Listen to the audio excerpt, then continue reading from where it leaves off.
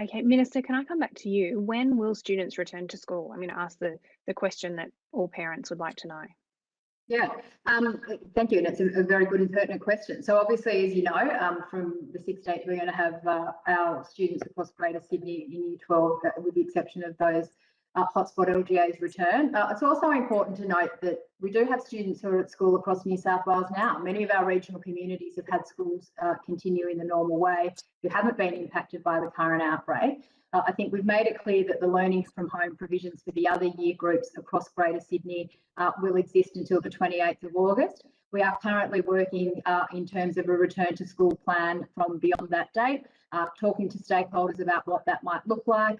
We haven't made those decisions yet, Ms. Housos, and I think as the government and the Premier is saying quite strongly, of course we are looking at what we can do after the 28th of August. We'll continue to do that in consultation with health. As I said in my opening remarks, I'm really cognizant of the fact that learning from home is tough, and despite amazing efforts by our school communities and our families, it is challenging. I'm very aware, particularly for our younger students, our kindergarten, year 1, year 2, those formative years are really essential. So I will always advocate for students to be back in the classroom as soon as we can in a safe way. At the moment, we are working through what those return to school plans will look like, but I'm not in a position to hypothesise about dates or when that will be, because that work is still underway, as I'm sure you can appreciate. Yeah, well, the Premier said this morning at her news conference that the lockdown is likely to be going until the end of October. Is that a likely time frame for when our students are going to return to school? Well, look, the Premier has also said that a return to school continues to be a key priority of the government. And I think the fact that we've got our Year 12 students coming back in a limited way, but still having access to a school site in Greater Sydney that they don't currently have is a good step forward.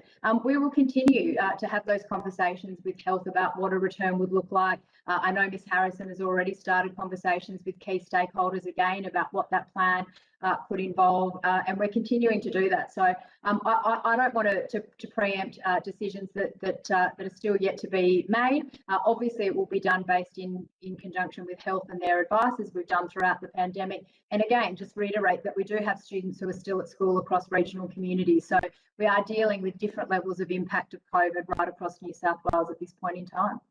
Yes, but Minister, the parents in particular across Greater Sydney and across the affected LGAs want to get an indication. Are you working towards the rest of this term being it from home? Are you working towards the end of the year being from home? What indication can you give them more than just the conversations are happening? Yeah, well, can I say, certainly my understanding of how most of our parents are feeling is that they're pretty keen to have their children back at school as soon as they can. And that's a view that I share. I've been quite open that it's my responsibility and prerogative as Education Minister to do or provide advice in terms of what I think is best for teaching and learning. And clearly that happens in the classroom, but we need to do it in a safe and sensible way. We need to do it in conjunction with health. The Premier has already indicated that this is a priority area of government. I also think looking at more broadly how things go in the general community, those vaccination rates that obviously we need to see increase, and I think there's some really positive signs in that space as well. But what I don't want to do is give misleading information. We are absolutely actively looking at what are our options to return to school, but the timeframes in relation to that will be based on advice and consultations with others across all of government, and in particular health, in terms of what we can do and when. Yes, but Minister, surely you understand the frustration of parents. Surely you understand that they too are keen to get an idea of how long this is going to go for, and just for them, for the government to be upfront with them. Is it going to be another month? Is it going to be until October? Is it going to be until the end of the year? Surely you can give them more indication than wait until the 28th of August and we're having conversations. Well, I would just repeat what I said before, in that I'm very aware of how challenging learning from home is for a lot of families, and that obviously as Education Minister, I want kids back in the classroom as soon as we can make that happen.